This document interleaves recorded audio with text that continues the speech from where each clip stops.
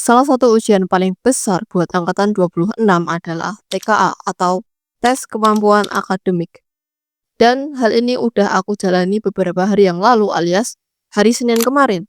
Di sini aku bakalan ngasih testimoni tentang TKA yang udah aku jalani ke kamu dan aku juga bakalan ngasih tips gimana caranya supaya kamu nggak kejeblos lagi kayak aku, nggak kejeblos lagi kayak teman-temanku. Aku bakalan jelasin semuanya dari awal sampai akhir.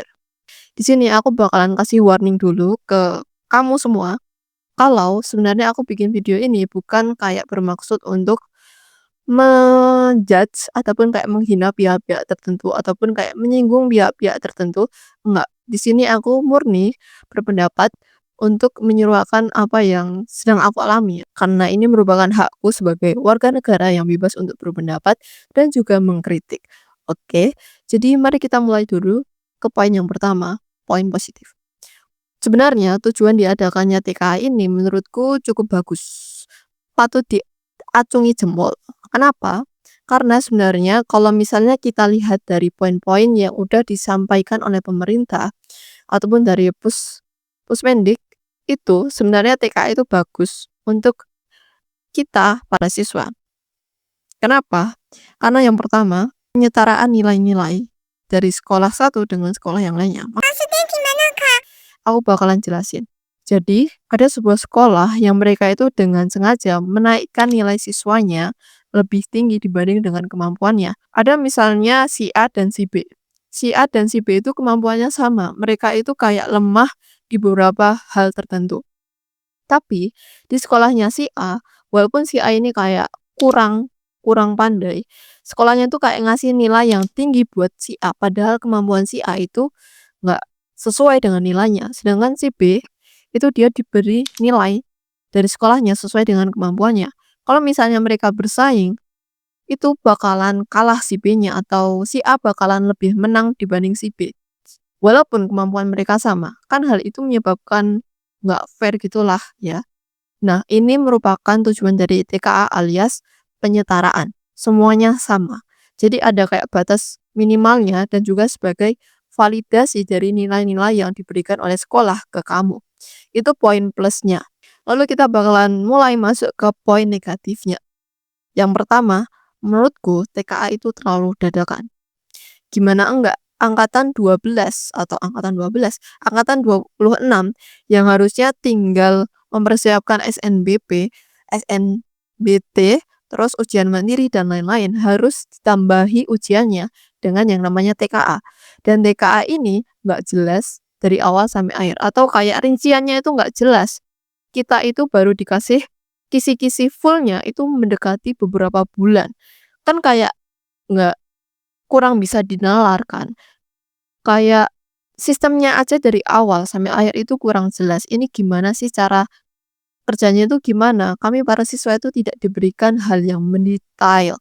Dan itu merupakan masalah pertama dalam TKA.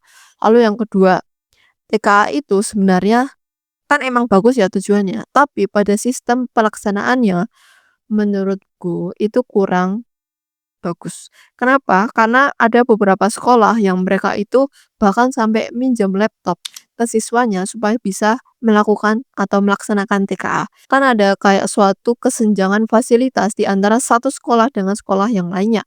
Dan ini juga menunjukkan seberapa nggak siapnya TKA dilakukan. Lalu selain itu juga ada kayak beberapa hal yang kayak kurang kurang banget buat dilaksanakan ini. Terus yang ketiga, materi yang nggak ngotak. Gini, aku bakalan jelasin ke kamu, kenapa kok angkatan 26 sebegitu khawatirnya sama TKA ini. Karena angkatan 26 itu kayak angkatan yang selalu dibuat uji coba sama pemerintah. Aku nggak bermaksud buat kayak pemerintah, ih jahat gitu, enggak. Aku cuma bilang aja kalau misalnya angkatan 26 itu banyak peralihannya. Dari mulai COVID, terus habis itu kurikulum merdeka, dari kurikulum merdeka ke kurikulum 13, aku kurang tahu sebelumnya kurikulum merdeka itu apa. Dan materi kurikulum merdeka itu sebenarnya sedikit dibandingkan dengan materi yang diujikan oleh TKA. Jadinya apa? Ada beberapa mapel atau kayak materi di suatu pelajaran yang nggak diajari oleh guru dan pada bulan tertentu tuh harus dikebut atau dikejar supaya bisa kekejar materinya, dan itu menimbulkan kayak ketidaksiapan di antara para siswa.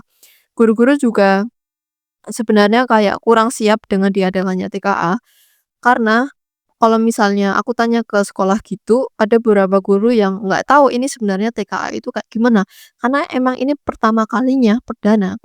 Lalu yang keempat, TKA itu curang.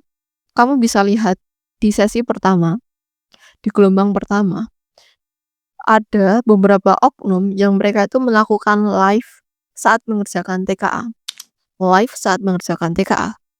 Kan itu kayak nggak fair. Padahal seharusnya ada pengawas yang berfungsi untuk mengawasi. Terus yang kedua ada kamera. Jadi pas saat mengerjakan TKA itu ada sebuah kamera, kayak kamera gini dan ada kayak pengawas gitu di pojokan. Terus kayak berfungsi sebagai kamera pengawas gitulah. Nah, harusnya kalau kayak gitu kan nggak ada kecurangan kayak pakai HP buat nge-live atau bahkan nyari jawaban di AI itu kan harusnya nggak ada. Tapi entah kenapa para oknum-oknum ini bisa dengan gampangnya melakukan hal-hal yang di luar nalar kayak yang bisa kamu lihat di media sosial saat ini. Lalu setelah itu banyak banget soal-soal TKA yang bocor. Nggak tahu ini kenapa, karena emang kayak semendadak itu dan banyak orang yang terlalu hectic buat TKA ini.